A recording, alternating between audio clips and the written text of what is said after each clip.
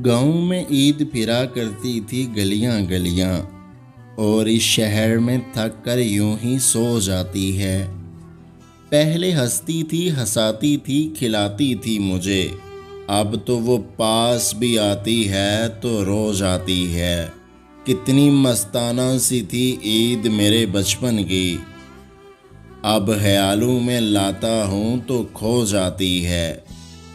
हम कभी ईद मनाते थे मनाने की तरह, अब तो बस वक्त गुजरता है तो हो जाती है।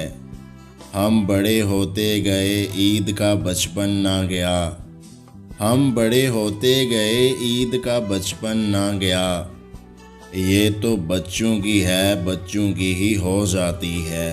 ये तो बच्चों की है, बच्चों की ही हो जाती है। अगर आज की हमारी ये वीडियो आपको अच्छी लगी है तो हमारे YouTube चैनल को सब्सक्राइब करना मत भूलिएगा। अल्लाह हाफिज़।